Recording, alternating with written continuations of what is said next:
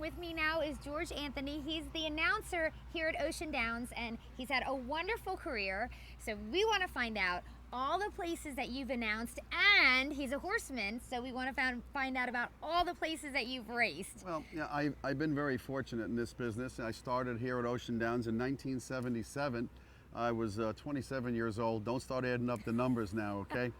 I'm not good at math, so don't worry about it. So I came here as an announcer. I wanted to come in the harness racing business as an announcer, and Billy Perkins gave me my first opportunity at Ocean Downs. I immediately went over to Harrington Raceway, but I've called the races at Laurel Raceway, Free State, Liberty Bell, Yonkers Raceway, Roosevelt Raceway, Tioga Downs. I've been around pretty good. It's been a great time for me. You know, all these years, my 33rd year in this business, but. I came back to Ocean City here 3 years ago. I started my roots here, and I had the opportunity by General Manager Pete Szymanski to give me another shot to come back here, and I couldn't be more happier. And obviously we have a great barn at the Meadowlands that I've been racing for since 1994, but I've been racing horses since I came here in Ocean City back in 1980. I was started by Eddie Taylor. I had a very good year at the Meadowlands. Our horses are doing extremely well. We're in the top 25 in money earned and in wins, and I only raced about 8 or 9 horses basically throughout the year, so we've been doing really well, and I'm happy to be back here and happy to kind of do what I want to do now and train X amount of months a year and then come here and call the races. And who doesn't like Ocean City? You got to be like crazy not to like Ocean City. What's not to like here, right? You've announced it 9 tracks. Is that how many? 8 or 9, something like that. I lost count already. You know, it's been a long time, you know. And you've raced horses obviously all over the place, not just here and not just the Meadowlands.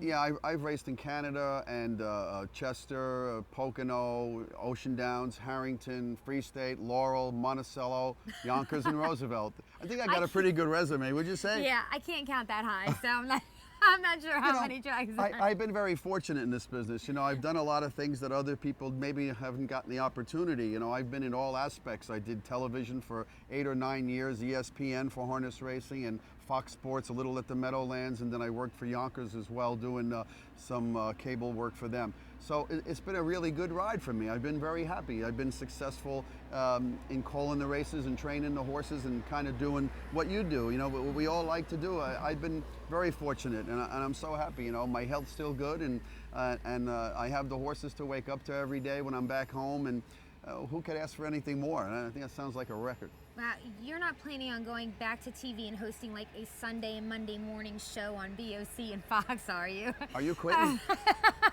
No. I just don't want them taking my job, you know? Not really. That'll never happen, you know. I'm very happy what I'm doing here, very content, you know. Let's talk about your announcing style a little bit. Announcers, if you watch enough races from enough tracks, you can tell that, you know, different people announce different ways. I love your announcing style. They turn for the wire and drive into home stretch. It's Marjay Dreams under a drive. GE's Jake trying to get him on the outside. They drive into deep stretch. Looking real good is Marjay Dreams to win it all. Marjay Dreams. I want to hear an announcer excited, but you actually feel it, you know, because you've been there. Yeah, I take blood pressure medication. No, I'm only kidding, but you know, I do get excited. I always said years ago that I feel for the fans as well. I was a fan before I was an announcer, and I think that they're our most important product when we call the races or whatever we do for them. You have to generate some excitement. This is an exciting business, and you have to get the blood pumped up here, not only for our fans, but for the owners and the trainers as well. I think it really helps the sport. What about your picks? You not only announce here, but you also do picks. So how are you doing with your picks? I would say I'm hitting over 50% winners since we started the meet here. I'm on fire. I had 7 wins the other night, races 3 through 9. The last 2 nights, 5 and 6 winners. I think if the fans are following me, they're making a couple of bucks. And that's really good too. So if I'm helping them along and kind of teaching them a little bit about the game, I think that's important, because if they get involved a little bit, it brings good business to us. And you know, that's what we want. We want you to come here. If you make a couple of bucks, that's great too. But most of all, we want you to have fun. We want you to play horses that kind of figure, and hopefully that they're there for you as well. Right. Just to elaborate on that, if you come to the racetrack and yeah, you don't know anything about horse racing at all all you have to do is watch George between the races. Or pin the tail on the donkey, you know, just throw a dart at the program, and sometimes that works too. That's right, that's right. Yeah. Now, my last question is, what if you want to be an announcer? I'm not planning that anytime soon, but for those watching, they think, I want to do what he does. Well, I'll tell you a funny story. Years and years ago, when I wanted to get involved in this, I sent a tape to Dave Johnson. You know, Dave is very country known, you know, he's one of the greatest announcers. And he sent me a great letter that I still hold over 35 years ago. And he said, I really like your tape, you're a good announcer, but I'm gonna discourage you because it's very tough to get involved. I think that made me fight a little bit more. But it is difficult. There's not many tracks around. It does take time to learn how to do it. It is an art to do it, obviously.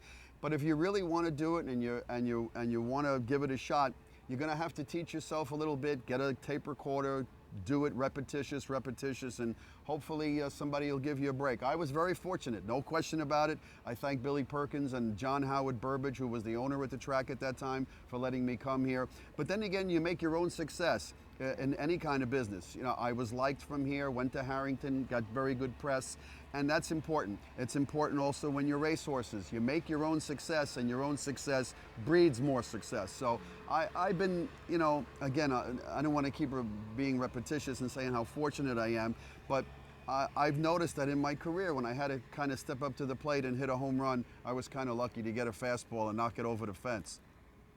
That's great. Thank you for being on this show, and congratulations on all your success. It's actually the first time I can tell you this because we really haven't officially met until now, and now I know everything. Oh wait, I gotta say one more thing. You announced the boxing at Madison Square Garden as well. We don't want to leave that out because that is so cool. I'm a huge boxing fan. You probably wouldn't know that about me, but I didn't know. I can't get enough of it. I did some shows in 1980 and 1981, and you know, when Shorty Robinson Jr. wins, his name is Ray Robinson.